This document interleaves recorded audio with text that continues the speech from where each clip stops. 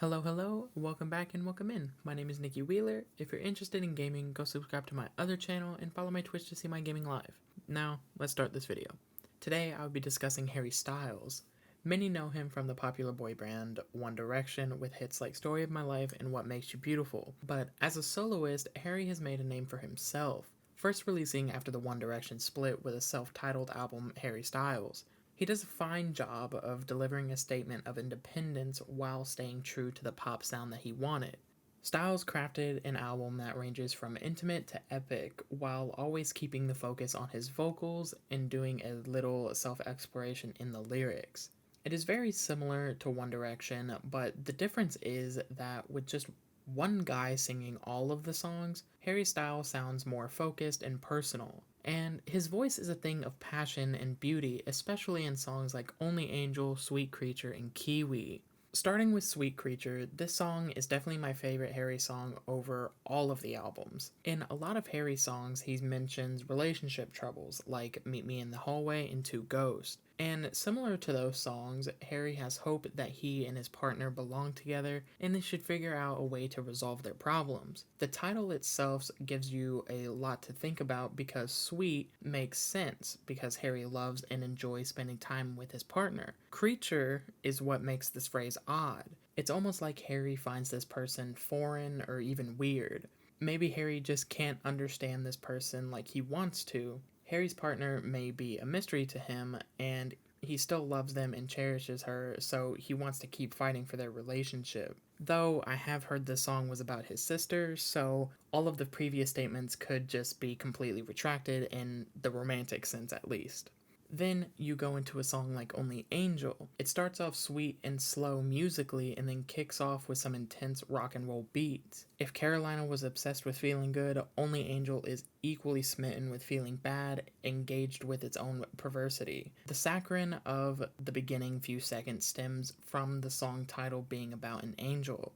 Angels seem to be characterized as pure and good. The person Harry is singing about is fitting to that description. She's a kind soul, but she can be bad in an exciting way for him.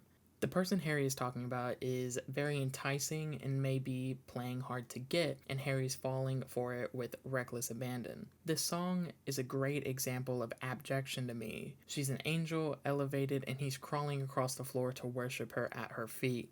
And continuing the rock and roll theme with Kiwi, you get a sexually overt song with lyrics talking about cigarettes, liquor, and one night stands. It's a high energy and lively song that definitely caught my attention. The lyrics of Kiwi are a combination of symbols, emotions, and passion that can be interpreted in different ways. The lyrics perfectly match the energetic beat, and Styles sings the lyrics with contagious passion that is hard to miss. One of the most notable things about Kiwi is its surrealism. There are a handful of lines that don't add up, and the song doesn't necessarily follow a linear story. Instead, Styles has taken elements from his life and created a poetic narrative that echoes in his own journey.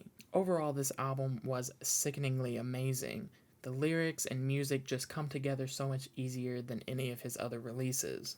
That being said, you jump into his second album, Fine Line. The album has the iconic summer hit Watermelon Sugar, and some other extremely well-versed songs like Adore You, Cherry, and Sunflower Volume 6. Adore You is such a sweet and simple love song. I think it's a really good one that should have charted much higher than it did. It's got classic rock elements that give it an old school vibe. It has some typical cliches like, I get so lost inside your eyes, would you believe it? But I think it works well with the simplicity of the song as well as I'm just a sucker for small details you noticed about someone like their eyes. The pre chorus offers a more realistic view of 21st century relationships. They're often non committal, undefinable, and labelless. Styles gives his 2 cents by saying that it's okay with him if that's what his love interest wants or needs, allowing freedom in the relationship and alleviating any pressure they might feel or be feeling regarding relationship titles or roles. The lyric, like it's the only thing I'll ever do, is Harry's dramatic way of saying that he's fine with his life even if the only thing he accomplishes during it is his love to her. I believe Harry chose to use rainbow as his imagery here to represent uniqueness. Although this imagery could apply specifically to the LGBTQ plus community, he also could be more generally referring to the nuances of each person that make the human race so special and colorful. It could also be possible that Styles had a specific person in mind while writing each of these songs, which is an interesting observation worth noting, and it makes me want to know more, and we learn more in Cherry. The song is pretty much a direct message to Harry's ex at the time, Camille Rowe. The song is a reflection of how he was feeling at the time of the breakup, but this song doesn't conclude with him stating a desire to have her back. Rather, it runs more along the lines of illustrating the singer has indeed lost someone who he truly does care about. But it's not open ended either. It is a vulnerable track that adds to the depth of the album.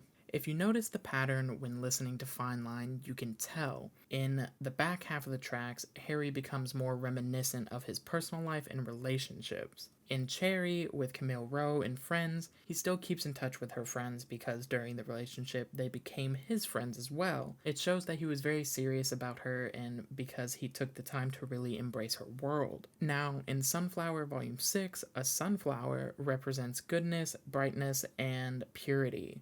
With my take on this, certain parts of the song, like the post chorus, are connecting the dots between reflection on a relationship. Even though some nasty experiences led to their fallout, the singer still misses her. He's been trying his best not to get in touch with her again. Nothing will good come out of reconnecting with an ex purely based on a recollection of sunflower-like memories. Though on the following verse, Harry hints at moving on from this relationship when he says, "Plant new seeds" in the melody. It could either be a reference to him finding a new lover or taking out his sadness through these songs he writes.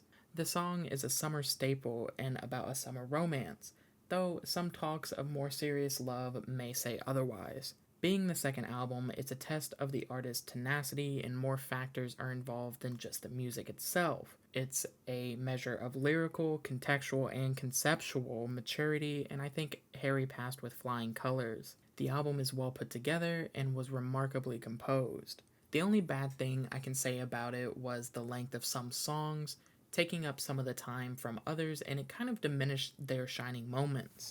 The songs on it, though, were really good. The overall vibe was really good and had phenomenal instruments and ad-libs, which are some of my favorite parts of the album. I still don't think anything can outshine the debut sonically, though. Now, for the third album, Harry's House, I can pinpoint exactly where I found it flawed in comparison to the other two albums, though this album is well-versed and has its own atmosphere that I like on its own. Some of my favorite songs off this album were Music for a Sushi Restaurant, Keep Driving, and Boyfriends. The album's opening song, Music for a Sushi Restaurant, is a real attention grabber for sure, especially if the first time you listen to it, you watch the music video alongside it. It was mingling smooth jazz and funky 70s pop. On its face, the song seems a little silly and fun, but Styles sings about making sushi while relating it to the desire for a relationship.